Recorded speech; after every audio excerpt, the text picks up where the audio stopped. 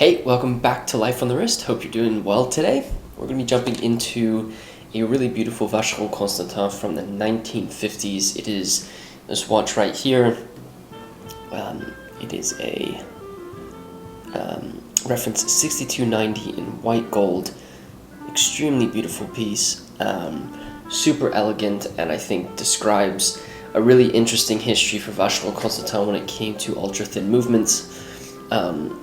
And is a wonderfully produced reference. I've always been sort of in love with non-round cased Vacheron Constantins. One of my favorite watches is the Jeager, which is sort of this cushioned square case with a stepped case that was produced in the 40s and 50s. And they have a Toledo that they have with their historic line, and it's been produced and loved by many collectors. And so, for some reason, I just love the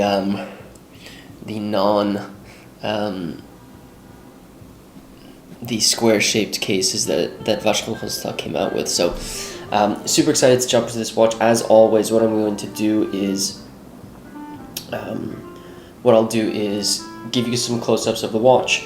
I will also describe sort of the history of this reference, the movement that is used inside, and then show you what it looks like on the wrist. So without further ado, let's jump straight into it.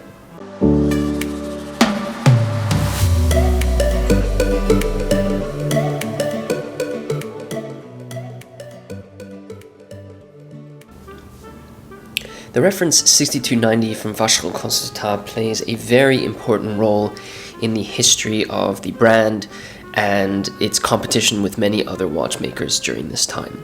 The watch really begins with the movement, and so I think I'm going to actually go over the movement that this watch is using so that you can understand how this watch sort of came about. While I do that, let me zoom in so at least you can see some nice, see this beautiful piece here. And I, of course, will get the focus fixed here for you.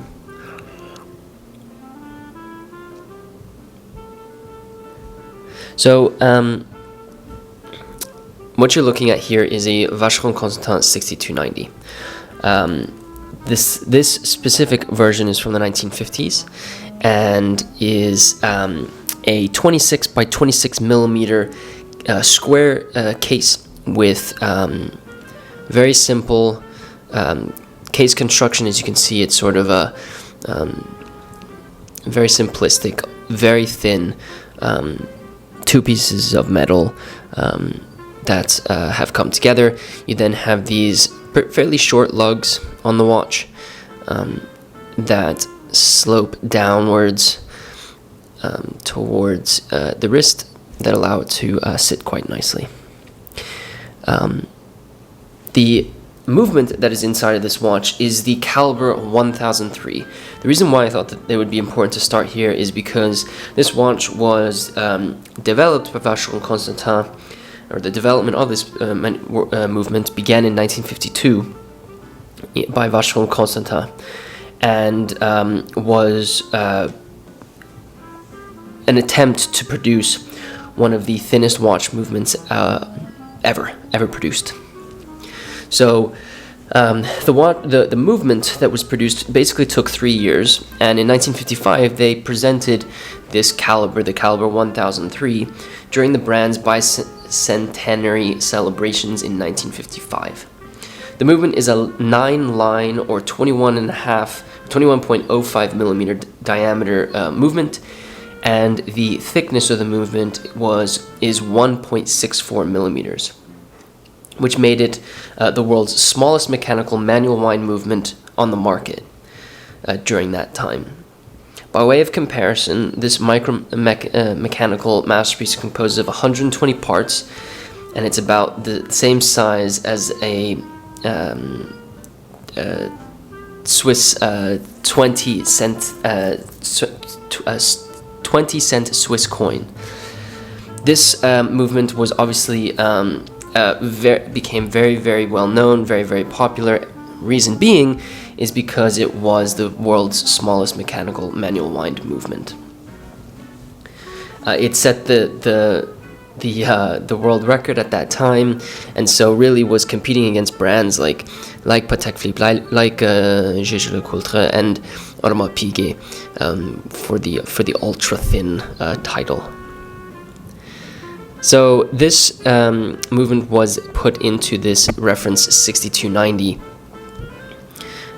and in my opinion is kind of the foundation of watchmaking during this time. It was all about elegance. It was about making a movement that was or making a watch that was very easy to wear, very subtle on the wrist, and just looked really beautiful. So as I mentioned, this is a 26 by 26 millimeter case. What I find really cool about this watch is if you look at the side of the case, I want to make sure I get a good shot of this for you. First off, you'll recognize that on the side of the case you can actually still see the hallmark towards the bottom lug, which is fairly uncommon. Most of the time these hallmarks have been polished away by a watchmaker or a jeweler, and so the condition of the case is really, really great. What I also really love is if you look straight on at the watch, you'll obviously see this you'll see a polished outer bezel of this case. But then if you turn it over and look at the side, you actually have a really beautiful brushed case. And so there's some nice difference in texture and really sharp angles on this case that I think demonstrate the incredible quality and condition this watch is in. The case is 18 karat white gold, which I have to admit, it's been a while since I've worn a white gold watch. To me, it is an incredibly interesting case metal to have on your wrist. It feels so different than stainless steel, which is not something that you might think of. It kind of looks the same, but it feels so different. It also doesn't scratch as easily as a stainless steel, in my opinion, from what I've noticed, which is really, really cool. It has this sort of gray slate gray dial with applied hour markers, Vacheron Constantin written at 12 o'clock with Swiss at 6 o'clock. Only has hours and minutes. That's how the movement was originally set up. I think one of the a really beautiful simplistic dial that goes is understated and kind of flies below the radar if people don't know what you're actually wearing. So I'll put it on my wrist really quickly so you can take a look at how it looks. One of the things that I did notice about this is the power reserve on this watch is quite interesting. It's only 31 hours, and you really have to wind it quite a bit in order to get the 31 hours that you're looking for. Just something to keep in mind when you're looking at these sort of ultra thin watches, because obviously your mainspring barrel is going to be a little bit smaller. So as you can see, it's small. It's not something that is going to stand out on your wrist. It's not going to be massive like a 40 millimeter watch. It really is understated, very good for cocktail parties or black tie events. But I also think it's a nice everyday watch because you hardly notice that the watch is on your wrist. It's coupled with this brown leather strap, which I think looks really great on the wrist. It has 16 millimeter lug width, which is just something to keep in mind when you are wearing something a little bit smaller here. Oh my goodness, I apologize about the focus. I'll zoom in a little bit here so you can see it nicely. It just looks really great, in my opinion. Fits my style for sure, and I've enjoyed having this on the wrist.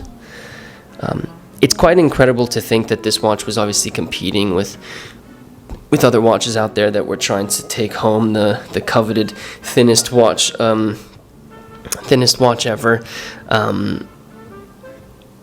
because Vacheron was competing with some of the best brands out there, and so not an easy thing to do, but they've done it. I think they did it quite well and accomplished the goals that they had.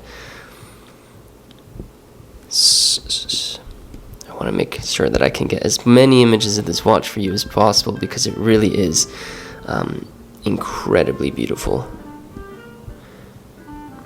There you go. So this one was produced in the 1950s. I believe this was produced into the 1960s. There are a couple of different variations of this watch that you can find. White gold is a metal that does come in, but I haven't seen too many. I think I've seen one other one that was online in white gold. There are also some yellow gold versions of this watch. I spoke to someone about this watch. I think there might be a platinum version, but again, I'm not... I don't know all the history. I didn't contact Vacheron Constantin to identify if there were any platinum 6290s that were produced. But I do like this case metal and think it's a really nice looking watch. Again, a staple for the history of the brand, using a movement, the 1003, that is absolutely iconic, incredibly finished. If you want to see some picture of the movement, head over to our Instagram, because the movement is phenomenally finished, and a real beaut to look at. So I think it demonstrates the capabilities of the brand and the beauty that they were able to produce. With that said, let's close up the video. Hope you enjoyed taking a look at this reference 6290. It's such a beautiful piece. It is, on the smaller side if you look at it on someone's wrist, but for me, I think it's an extremely elegant watch that represents a very important part of many watch brands' history, which was creating the thinnest watch possible. If you want to read more about this watch and the incredible feat that this really did bring about, you can go to lifeonthewrist.com and go to the editorial section of our website, and we'll have an article where we discuss this piece. There will also be some images on that article as well if you want to see some more close-ups of the watch.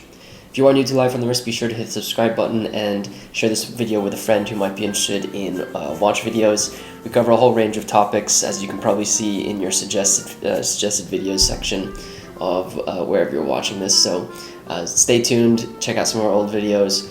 You can see us on our social media platforms as well. If you want to check out us on Instagram, Twitter, Facebook, you name it, we're there. Just search lifeonthewrist.com or Life on the Wrist.